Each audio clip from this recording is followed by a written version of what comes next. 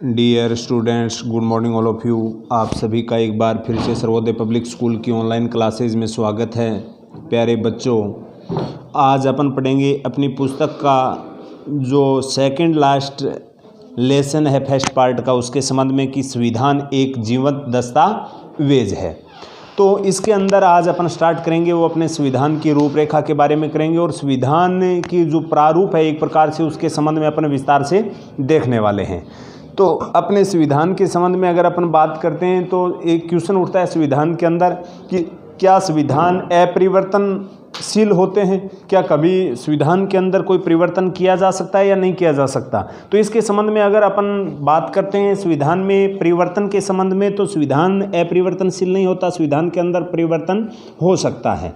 ये इसमें अलग अलग परिस्थितियों में होता है। एक तो होता है अपनी परिस्थिति या सामाजिक बदलाव के अनुरूप अपनी आवश्यकता के अकॉर्डिंग अपन बदलाव करते हैं। एक किसी राष्ट्र की अगर जो राजनीतिक व्यवस्था है वो अगर अस्थिर हो जाती है तो उसके कारण अपने संविधान को पुनः बनाया जाता है। तो अनेक कारण रहते हैं। जैसे अगर अपन बात करते हैं सोवियत संघ की, तो 74 वर्षों के दौरान 4 बार परिवर्तन किया गया था। और फ्रांस की अगर अपन बात करते हैं तो 1793 से लेकर 1958 तक 5 बार संविधान में परिवर्तन किया गया।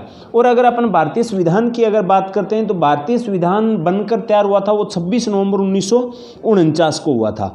और इस संबंध में अपन अच्छे से जानते हैं 9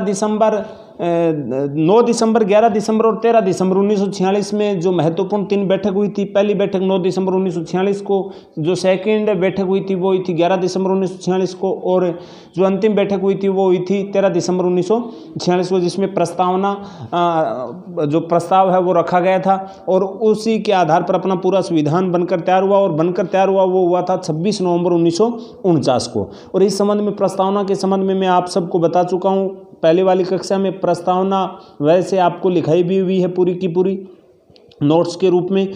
तो वो आपको याद रखना है कि हम भारत के लोग भारत को एक संपूर्ण प्रभुत्व संपन्न समाजवादी पथनिरपेक्ष लोकतांत्रिक गणराज्य बनाने के लिए उन सब में व्यक्ति की गरिमा एवं राष्ट्र की एकता व अखंडता को सुनिश्चित करने वाले बंधुता बढ़ाने के लिए दृढ़ संकल्प होकर अपनी इस विधानसभा में आज तारीख 26 नवंबर 1949 ईस्वी मार्ग शीर्ष शुक्ल सप्तमी विक्रमी संवत 2006 को एदत द्वारा इस विधान को अंगीकृत, अधिनियमित या आत्मार्पित करते हैं। तो ये सब की सब बात इस प्रस्तावना के अंदर आती है। और वैसे अगर अपन बात करते हैं तो 26 नवंबर को अपना संविधान आंशिक रूप से क्या हुआ था, लागू हुआ था। पूर्ण रूप से अपना संविधान लागू हुआ था 26 जनवरी 1950 को, यानी औपचारिक रूप से लागू हुआ था वो 26 जनवरी 1950 को हुआ था। और भारतीय संविधान की बनावट देश की परिस्थिति के बहुत ही क्या है, अनुकूल है, और आवश्यकता के अनुसार इसमें परिवर्तन भी किए जा सकते हैं। जैसे अगर अपन बात करते हैं तो 12 जनवरी 2019 तक भारतीय संविधान में 103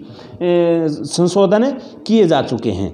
तो इसके संबंध में अपन आज पूरा देखेंगे। तो भारतीय संविधान में समय की ज़रूरतों को देखते हुए उसके अनुकूल संशोधन किए जा सकते हैं। अतः भारतीय संविधान क्या है, लचीला है। संविधान समाज की इच्छाओं और आकांक्षाओं का प्रतिनिधित्व होता है। साथ ही ये समाज को लोकतांत्रिक तरीके से चलाने का एक ढांचा भी होता है, यानी कि अपने समाज को, अपने राष्ट्र को एक प्रकार से लोकतांत्रिक प्रणाली के तहत किस प्रकार से चलाया जाए। लोकतांत्रिक प्रणाली से चलाने का एक जो खाका अपने को मिलता है वो किससे मिलता है, संविधान से मिलता है। और भारतीय संविधान कोई जड़ और अपरिवर्तनशील नहीं है, यानी कि भारतीय संविधान ये नहीं है कि उसमें परिवर्तन नहीं किया जा सकता। भारतीय संविधान में आसानी से परिवर्तन किया जा सकता है और इसमें किसी स्थिति के बारे में अंतिम निर्णय देने से बचा गया है। यानी कि अंतिम रूप से संविधान संशोधन की प्रक्रिया के बारे में आपको बता चुका हूं। संविधान संशोधन की प्रक्रिया का उल्लेख है वो भारतीय संविधान के आर्टिकल,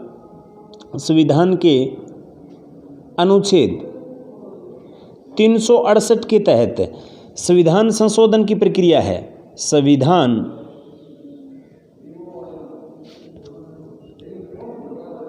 संशोधन की प्रक्रिया, इसका उल्लेख है वो संविधान के आर्टिकल 368 के अंदर दिया हुआ है। क्योंकि ये एक परिवर्तनशील संविधान है, आवश्यकता के अनुसार अपन क्या कर सकते हैं, इसके अंदर परिवर्तन कर सकते हैं, संशोधन कर सकते हैं। और अपन अगर इतिहास उठाकर देखते हैं तो अनेक बार संशोधन भी हुए हैं। जैसा कि मैंने आपको बताया कि 12 जनवरी 2019 तक लगभग 103 संशोधन हो चुके हैं। और अपना संविधान है वो लचीला होने के साथ साथ क्या है, कठोर भी है। यानी कि अपना संविधान लचीला भी है। लचीला जो प्रणाली है वो ली गई है इंग्लैंड से। लचीले का अर्थ हो गया एक प्रकार से आसानी से संशोधन किया जा सके। जैसे संसद के दोनों सदनों में साधारण बहुमत से पारित करने के बाद राष्ट्रपति हस्ताक्षर कर देता है, उसके बाद संशोधन मान लिया जाता है, तो वो तो कौन सा हो गया, लचीला। संविधान का एक लचीलेपन का लक्षण हो गया, जो कहाँ से लिया गया है, इंग्लैंड से लिया गया है।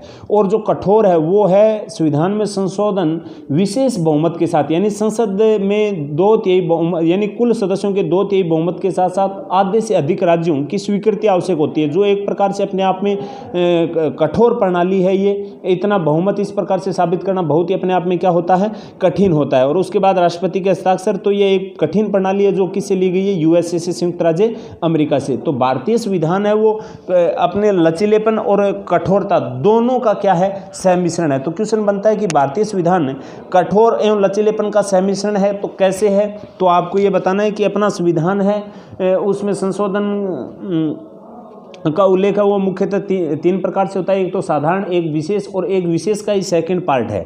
तो एक तो हो गया साधारण। साधारण में एक प्रकार से संसद के दोनों सदनों के साधारण सदस्यों से पारित होने के बाद राष्ट्रपति के हस्ताक्षर के बाद क्या बन जाता है, वो संविधान संशोधन मान लिया जाता है। और एक होता है 2/3 बहुमत के साथ, एक होता है कुल सदस्यों के 2/3 बहुमत के साथ आधे से अधिक राज्यों की स्वीकृति अनिवार्य, जो एक कठोर है अपने आप में इस प्रकार का संविधान संशोधन करना। तो ये पूरी की पूरी बात इसके अंदर आती है।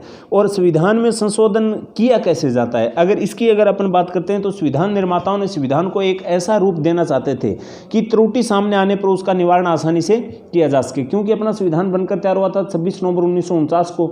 अगर उस समय की बात करते हैं और अगर आज इस समय की बात करते हैं 21वीं सदी में 2020 के अंदर, तो उस समय की परिस्थिति और आज की परिस्थिति वो काफ़ी क्या है, अलग है।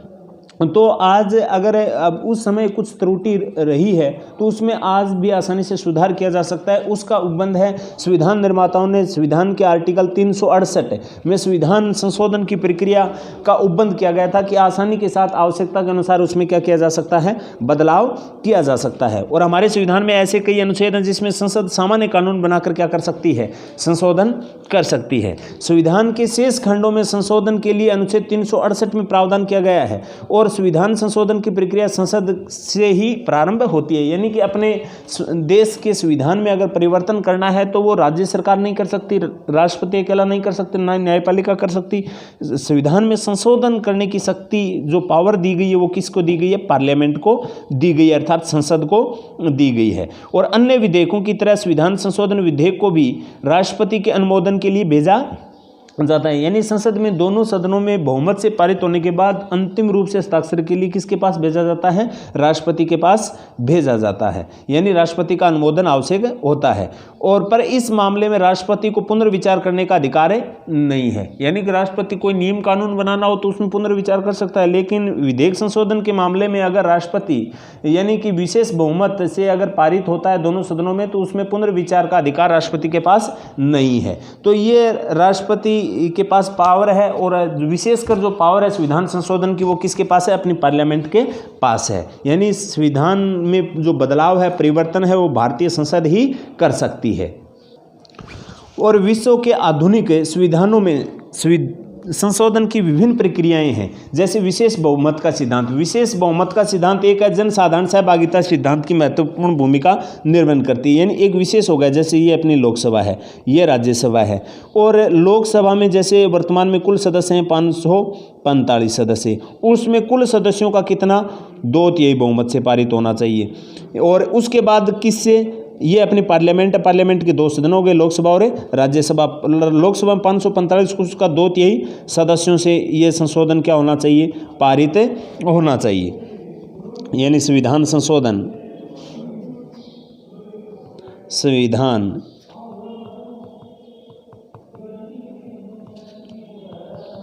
पारित होना चाहिए। और उसके बाद ये कहाँ जाएगा, इस लोकसभा में पारित होने के बाद राज्यसभा में। राज्यसभा में वर्तमान में अगर अपन बात करते हैं 245 सदस्य हैं। 245 सदस्यों का 2/3 सदस्य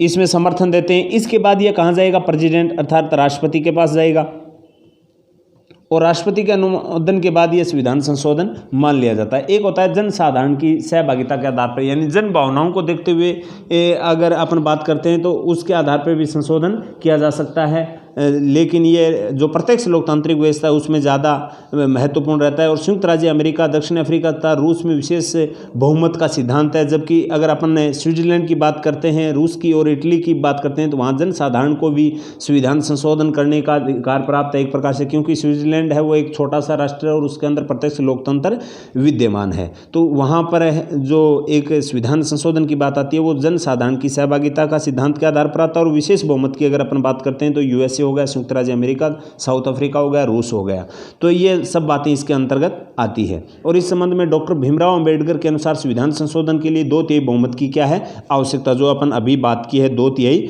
बहुमत, यानी कुल सदस्यों का 2/3 बहुमत अगर मिलता है तभी वो संविधान संशोधन माना जाएगा। और संविधान के कुछ अनुच्छेदों में संशोधन हेतु विशेष बहुमत के साथ साथ राज्यों के परामर्श करना और उसकी सहमति प्राप्त करना भी आवश्यक होता है। ये तो एक तो होता है, ये तो हो गया विशेष, और विशेष में भी एक विशेष का पार्ट और होता है। जैसे लोकसभा और राज्यसभा में दोनों में कुल सदस्यों का, यानी कुल सदस्यों का, यानी ये कुल सदस्य हैं 245 और 545, उस दोनों में 2/3 बहुमत से पारित होने के बाद प्लस आधे से अधिक राज्यों, आधे से अधिक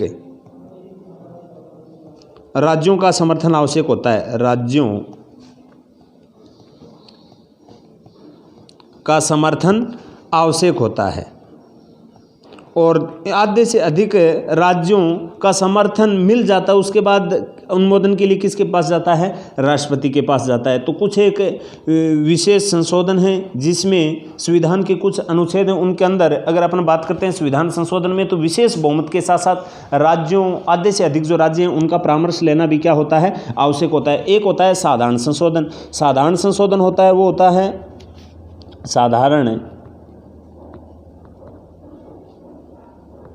साधारण संशोधन, जैसे ये हो गया अपने पार्लियामेंट और इसके 2 सदन हो गए, एक लोकसभा और एक राज्यसभा। अब इसमें साधारण बहुमत से पारित हो गया पहले लोकसभा में, साधारण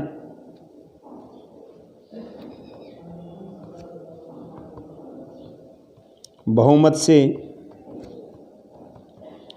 पारित, फिर कहाँ जाएगा? राज्यसभा में। राज्यसभा में भी सेम प्रोसेस रहती है, साधारण बहुमत से, साधारण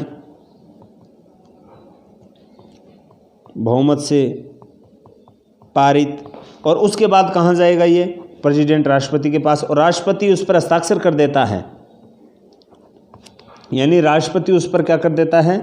हस्ताक्षर कर देता है। उसके बाद वो क्या मान लिया जाता है? साधारण संविधान संशोधन मान लिया जाता है। जो कौन सा रूप है? साधारण संशोधन। और ये क्या है? विशेष संशोधन।